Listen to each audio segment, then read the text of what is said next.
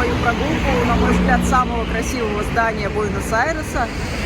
Здесь находится водоснабжение, и также есть музей воды и санитарии. Сейчас попробуем туда зайти и рассмотреть все поближе.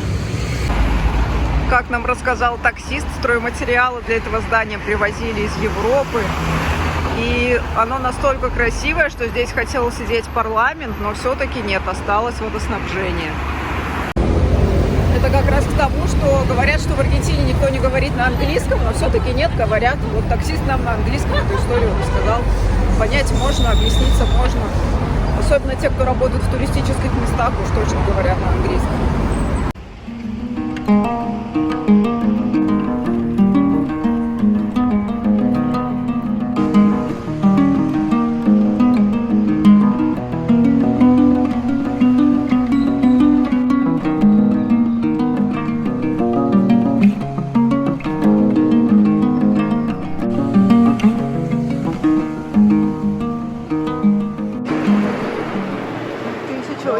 1887 год. Чтобы попасть в музей, нужно было забронировать визит. Нужно или email отправить, либо можно позвонить и зарезервировать. Музей бесплатный, но мы этого не сделали. Попробуем в другой раз попасть туда. А мы пока отправляемся дальше.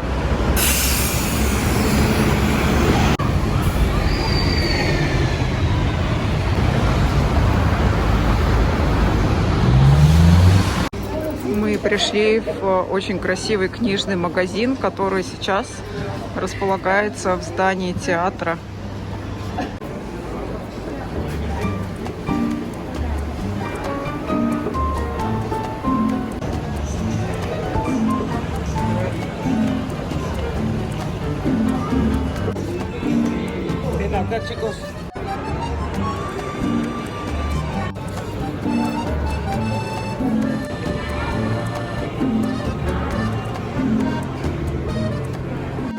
А там, где сцена, теперь кафетерий.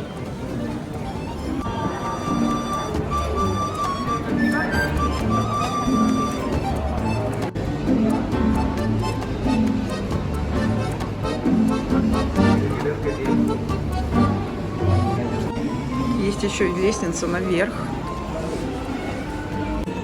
Здесь наверху тоже продолжаются книги.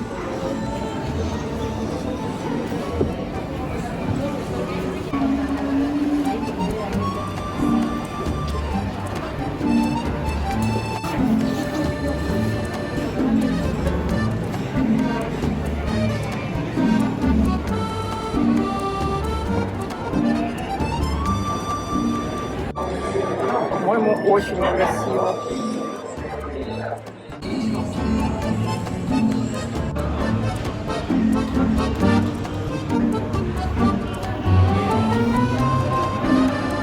Еще здесь продают диски.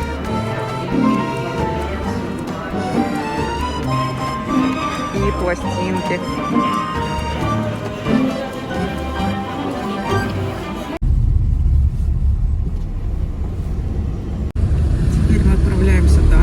Едем в район Палермо-Чико.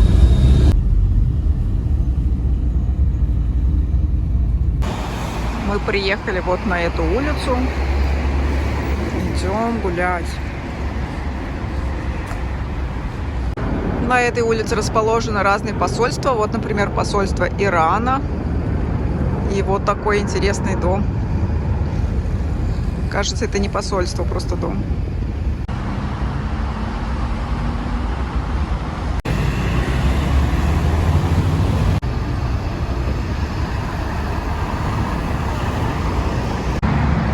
Вот это здание федеральная полиция. Такой интересный памятник по такому замечательному зеленому райончику. Мы дошли до планетария. Будем сейчас здесь гулять. Очень здесь красиво, потому что там, где мы живем, там дома в основном, так не видно солнца особо. Деревьев мало. А здесь прям красота. Здесь пруд, гуси, планетарий.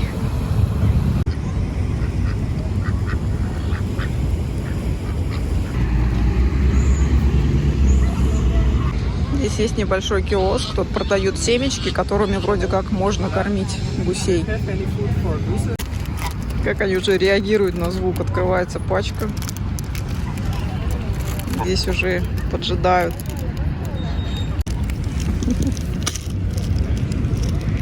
Привет.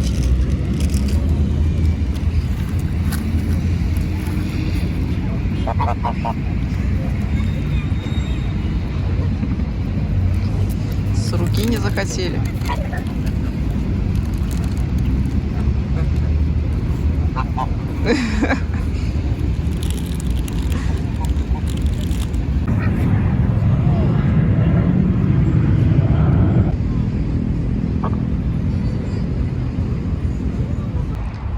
Очень красивое здание планетария, интересное. Но оно уже скоро закрывается, поэтому сегодня мы туда точно не успеем. Посмотрим, может, в другой раз зайдем.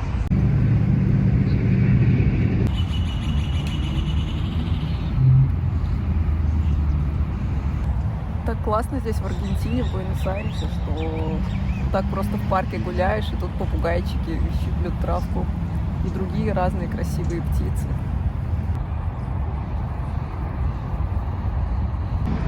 Такой странный здесь указатель. В эту сторону идет женщина, а в эту сторону мужчина. Мы пришли в еще один парк. Здесь вот тоже гуси. И вот так здесь убирают мусор из озера на катамаране таком интересном.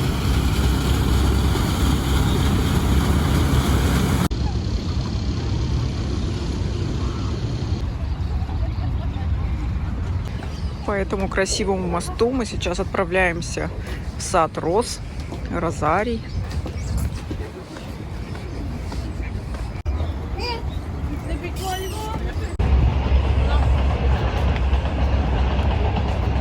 Здесь высажены разные розы, и вот подписан сорт. Например, вот это. Вот она.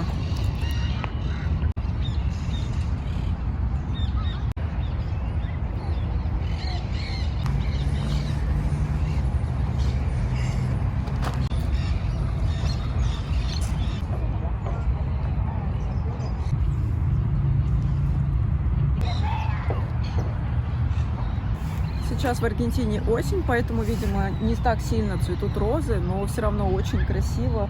Разные цвета, разные сорта здесь.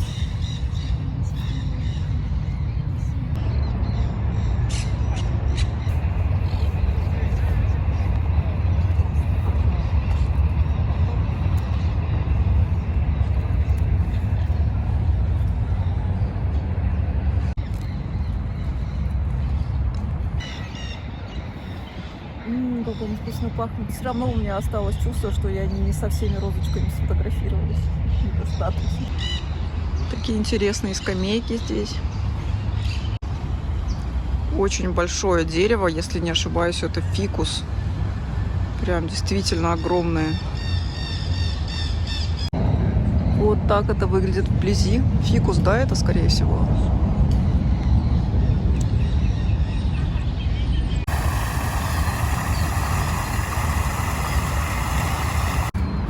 Такой интересный домик в немецком стиле. Это туалет. Парк очень понравился, очень спокойное, красивое место, где можно прийти, отдохнуть, побыть в тишине.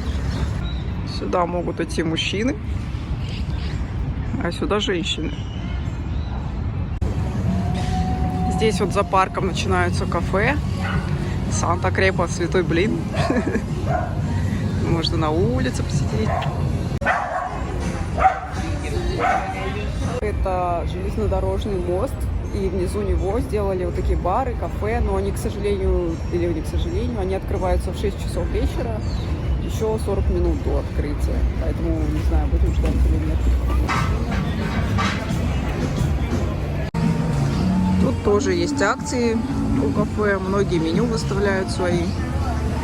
Работают в основном бургерные и кофейни, а вот такие более интересные места пока закрыты.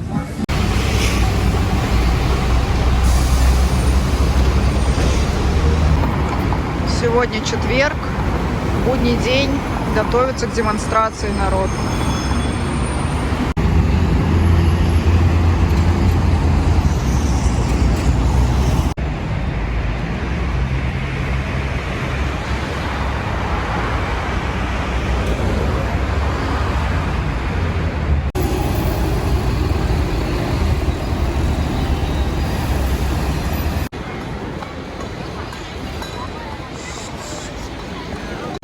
Сейчас мы находимся у резиденции президента. Это вот этот розовый дом за моей спиной.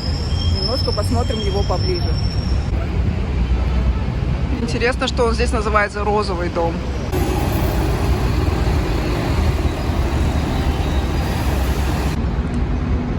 Вот он, президентский дворец.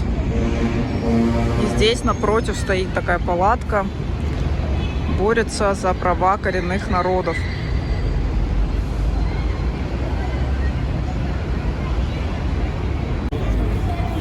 Вот молодое поколение просвещают. Мы подошли к памятнику генералу Мануэлю Бельграно. Это автор аргентинского флага. Вот он здесь развивается.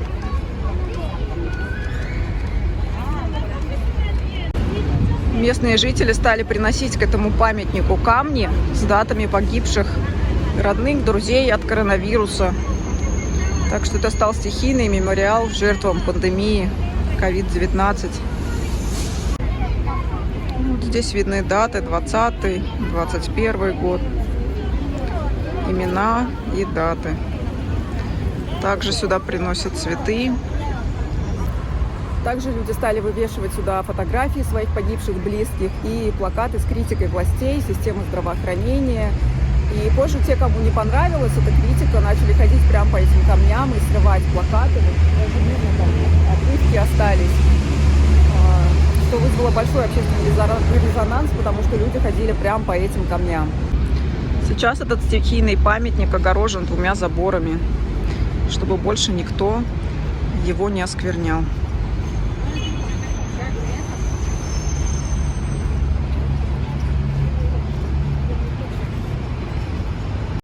Хотя здесь, на площади Майя, нельзя не рассказать историю о вопиющей несправедливости и жестокости так, правительства, военной хунты, и также о выдающемся мужестве и силе матерей площади Майя и бабушек площади Майя.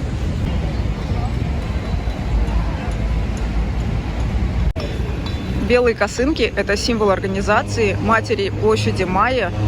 Это женщины, которых разделили с их детьми. Этих детей отдали на усыновление в идеологически правильные семьи. В 1976 году власть в Аргентине захватили военная хунта. Тогда назревала гражданская война, и чтобы ее предотвратить, действующий тогда президент Видела начал избавляться от всех инакомыслящих, сажал в тюрьмы, расстреливал, уничтожал, похищал и так далее. В то время было арестовано около 30 тысяч человек, и у женщин, родивших в тюрьмах, отбирали детей. Около 500 малышей в возрасте нескольких дней были отданы на незаконное усыновление в идеологические правильные семьи. А матерей в основном убивали, в том числе зверским способом. Их скидывали с самолета в Атлантический океан. В 1977 году, хотя люди были очень запуганы, несколько женщин, 14 человек, вышли сюда, на площадь перед дворцом президента, чтобы добиться встречи с президентом, чтобы он объяснил им, где их дети. Тогда к ним сразу подошла полиция, сказала, что собрания больше 3 человек запрещены. И эти женщины встали по двое, взяли за руки и начали медленно ходить вокруг пирамиды Майя. Вот эта пирамида. И их отличительным символом стали белые косынки. На самом деле это детские пеленки на голове, чтобы они могли узнавать друг друга. Встречались вот здесь, на этой площади. Как видите, до сих пор эта традиция осталась, потому что до сих пор еще не все дети найдены. Из-за жесткой военной цензуры это мероприятие никак не освещалось в СМИ, но все равно по сарафанному радио люди стали узнавать об этом мероприятии, и с каждым разом выходило все больше женщин, матерей, бабушек на эту площадь, чтобы разыскать своих детей.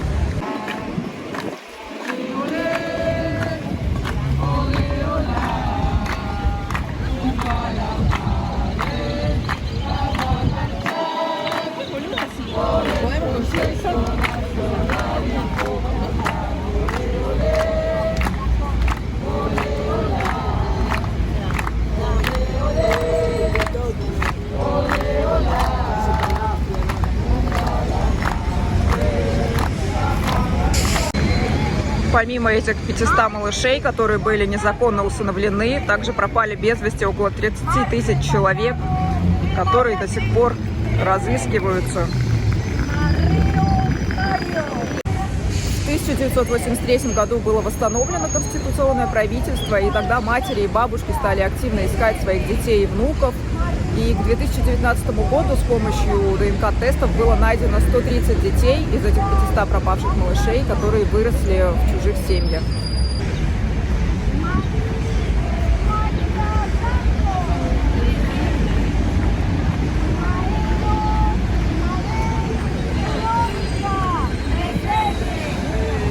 Президент-убийца Хорхе Рафаэль Видела был приговорен к пожизненному сроку за преступление против человечности.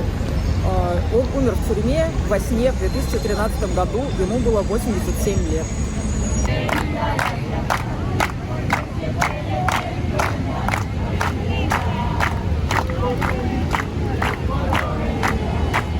Вообще история, конечно, душераздирающая. Если вам она интересна, то рекомендую. Очень много фильмов документальных про это снято. Также эта организация «Матери площади Мая» была выдвинута на Нобелевскую премию. Очень интересная история, много интересных интервью можно найти в интернете, поэтому ищите, читайте.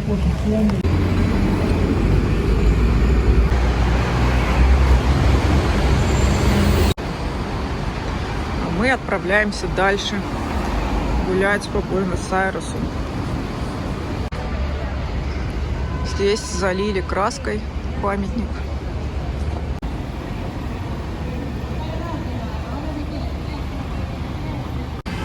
В центре также некоторые старые здания сносят и строят на их месте что-то новое.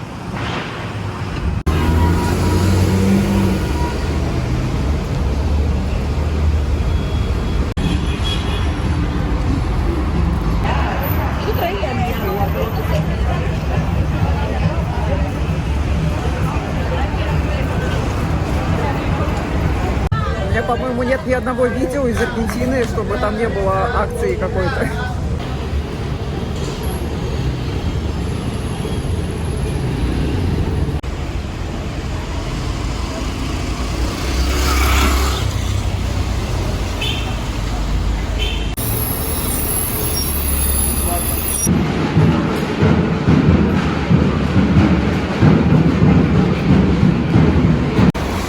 Как мне нравится это здание.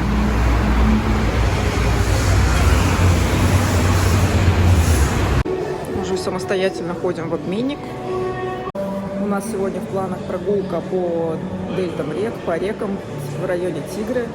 Прогулка начинается, опять же, с обменника. Нужно обменять деньги, потому что, как мы прочитали, если обменять сразу большую сумму, то тогда на следующий день может уже курс измениться, и получать у тебя будет меньше денег, чем могло быть. Поэтому советую на форумах, по крайней мере, менять по чуть-чуть.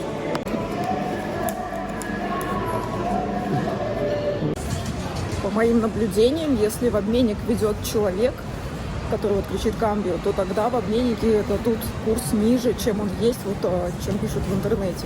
А если приходишь самостоятельно, то дают полную стоимость. Мелочь, а все-таки приятно, тем более, что когда уже знаешь, где этот обменник находится. Подошли к вокзалу Ретиро, сейчас пойдем к поездам. А здесь карту мне пополняет, транспортную. Он тут у нас уже на испанском говорит.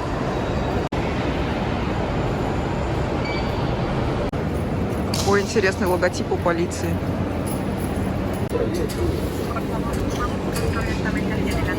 Можно проходить.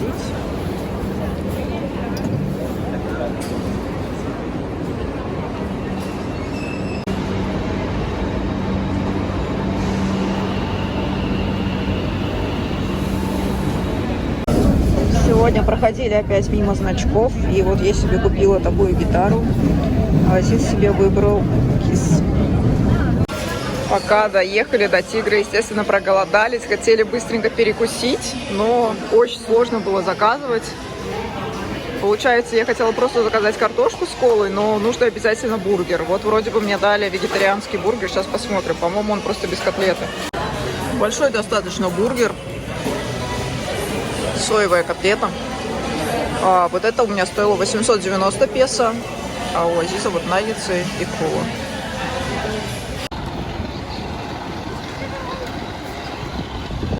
Вот мы и добрались до Тигри. В таких киосках здесь продают билеты на паромы различные. Сейчас поищем то, что подходит нам. Вот эти отправляются, уже отвязывают их.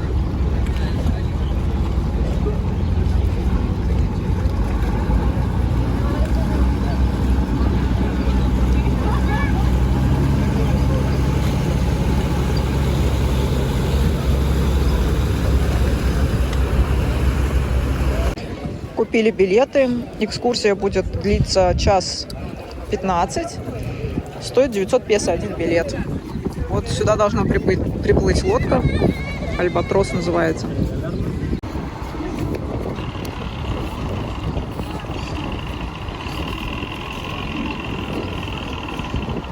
Есть еще такси по этой реке. Вот здесь их офис. И вот там 3 лодки стоят. Одна из них зеленая, это вот как раз такси. Вот 2 женщины едут куда-то явно по своим делам. Классно. Пока ждем отправления, вот решили заглянуть на ярмарку, которая здесь находится.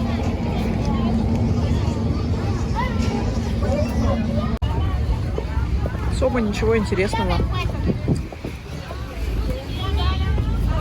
Изначально был план поискать капибару, вот здесь нашел на Google картах, что где-то они были на этих островах, вот эти реки.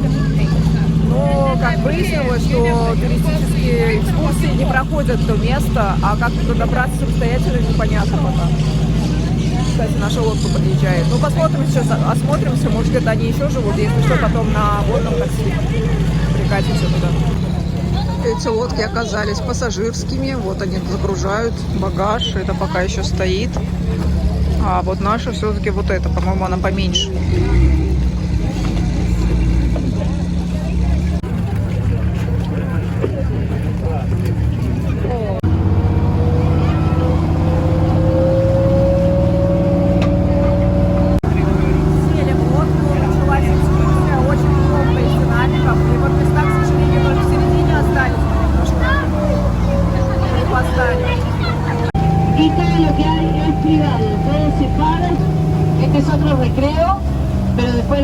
No funcionó más, se llama...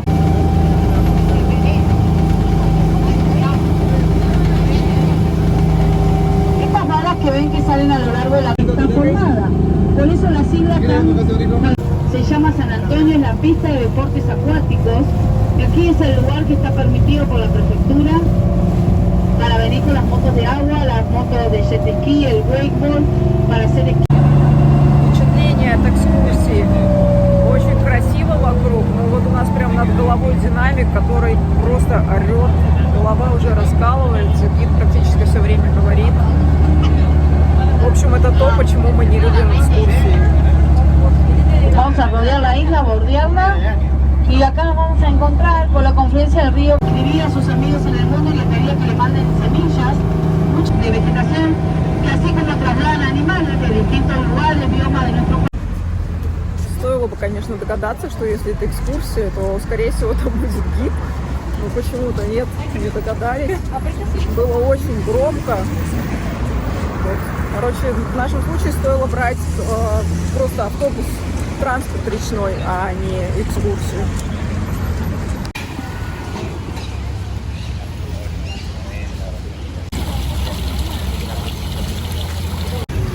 Капибар там, конечно, не было, там были просто жилые дома. Здесь вот занимаются на этой реке этими лодками. Особенность, наверное, того поселка, там то, что вместо машин у всех лодки и нет дорог, а вот только эта река. Сама набережная очень красивая, приятная.